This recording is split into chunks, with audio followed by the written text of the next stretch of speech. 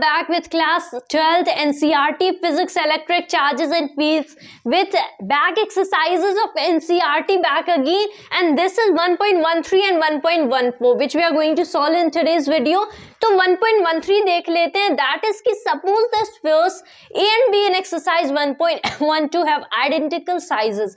A third sphere of the same size but uncharged is brought in the contact with the first, then brought in contact with the second, and finally removed from both. What is the new force of repulsion between A and B? तो यहाँ पे जो हमारा 1.12 हम लोगों ने solve किया था उसमें एज वी गॉट कि दो स्फीयर्स हैं, मेटेलिक स्फीयर्स, वहाँ पे दोनों के बीच की कोई रिपल्जन है दैट इज 1.5 इंटू 10⁻² न्यूटन के मैग्नीट्यूड की. लेकिन अब इसी में एक और केस ऐड होता है कि ए एंड बी तो थे, एक थर्ड अनचार्ज्ड स्फीयर सी आ गया जो कि नियरली सेम साइज का है, इंडीड सेम साइज का है लेकिन अनचार्ज्ड है. इसको पहले हम लोगों ने कांटेक्ट में लाया विथ ए, तो ए पे सपोज क्यू चार्ज था, बी पे भी क्यू चार्ज था. लेट अस अज्यूम कोई वैल्यू गिवन थी, so let us call it Q. तो जब इस पे हम लोगों ने हम इनको कांटेक्ट में लाएंगे तो इस पे q/2 बच जाएगा, इस पे q/2 बच जाएगा. But we didn't stop at here. फिर हम लोगों ने इसको कांटेक्ट में लाया विद बी. बी के पास q था, राइट, इसके पास q/2 था. अब क्या होगा, अब दोनों के पास 3q/4 3q/4 हो जाएगा, राइट. यही होगा q प्लस q/2 का हाफ दैट इज 3q/4. तो अब हमें न्यू इलेक्ट्रिक फोर्स ऑफ रेपल्जन निकालना है बिटवीन ए एंड बी. तो देख लेते हैं. This new force 1/4 epsilon naught, right, it is a different force.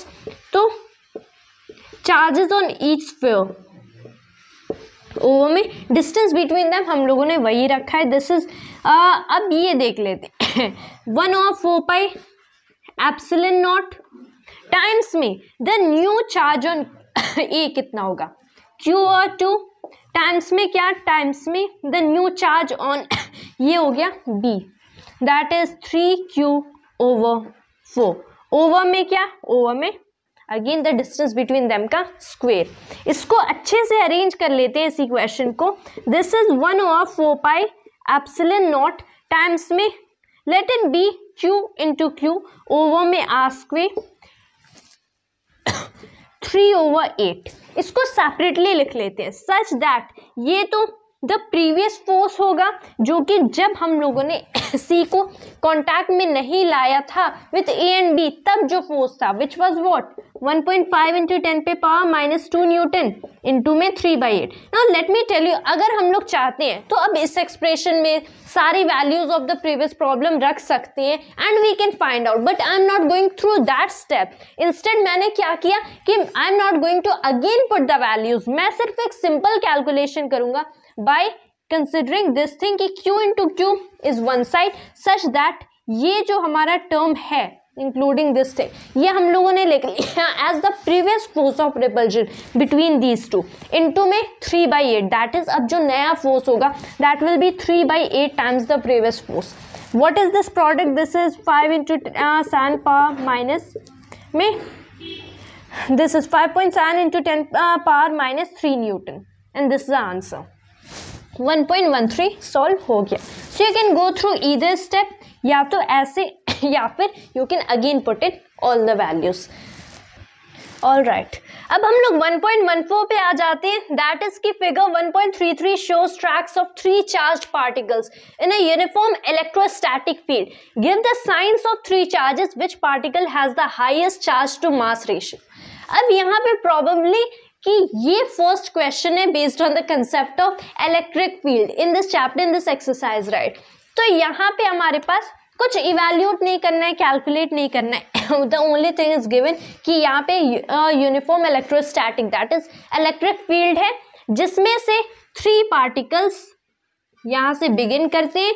2 particles upward direction में अलोंग पॉजिटिव y जाते हैं and all are going along positive x, लेकिन एक डिफ्लेक्ट करके डाउनवर्ड डायरेक्शन में जाता है along negative y right here.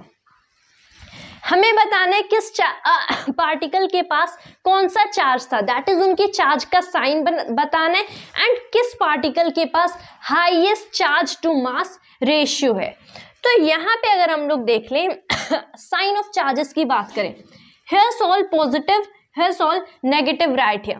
तो जो पार्टिकल्स पॉजिटिव के टूवर्ड्स डिफ्लेक्ट हो रहे हैं, दैट इज पॉजिटिव, जहां पे पॉजिटिव चार्जेस हैं, positive field and everything right there, तो जो उस डायरेक्शन में जा रहे हैं ऑब्वियसली वो पॉजिटिव से अट्रैक्ट हो रहे हैं। पॉजिटिव से कौन से चार्ज अट्रैक्ट होंगे? नेगेटिव चार्ज अट्रैक्ट होंगे, because like charges attract and unlike charges repel. तो अगर 1 and 2 are going in the direction of positive electric charge, तो ऑब्वियस सी बात है कि 1 and 2 जो पार्टिकल्स हैं ये नेगेटिवली चार्ज पार्टिकल्स हैं, तो 1 and 2 के पास नेगेटिव चार्ज है।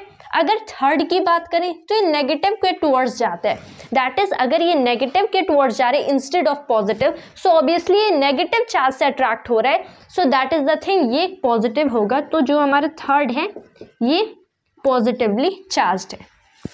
उसके अलावा हमें बताना है किस पार्टिकल के पास हाईएस्ट चार्ज टू मास। अगर हमें यही चार्ज टू मास रेशियो निकालना है, we can't exactly find it out, हाँ लेकिन हम ये बता सकते हैं क्योंकि कोई न्यूमेरिकल वैल्यू नहीं है, फिगर से हम ये बता सकते हैं किसका highest charge to mass ratio होगा। चार्ज, अगर चार्ज पे फोकस करें, so this is charge to mass, मतलब अगर जिस पे हायर चार्ज होगा ऑब्वियसली उस पे हायर फोर्स एक्ट करेगी, एंड अगर ये सारे तीनों पार्टिकल्स आइडेंटिकल है मतलब सेम मास है, तो जिस पे हायर फोर्स एक्ट करेगी दैट विल एक्सेलरेट हायर, जो हायर एक्सेलरेट कर रहा है वो ज्यादा डिफ्लेक्ट करेगा इन शॉर्टर अमाउंट ऑफ टाइम। अगर बुक में एग्जैक्टली फिगर में देखें तो सबसे ज्यादा कौन सा पार्टिकल एक्सेलरेट करता है, सबसे ज्यादा कौन सा पार्टिकल डिफ्लेक्ट करता है, that is the third particle, मतलब इसकी एक्सेलरेशन हाईएस्ट है, इस पे फोर्स हाईएस्ट है, फोर्स ऐसा क्यों? क्योंकि acceleration is force over mass, not exactly charge over mass, लेकिन फोर्स चार्ज पे समहाउ डिपेंड करता है, दैट इज थर्ड पार्टिकल के पास हाईएस्ट है charge to mass ratio. That is our next answer. So that is all that we have in this, and that was all for today. Thanks to you always. Enjoy Bharat.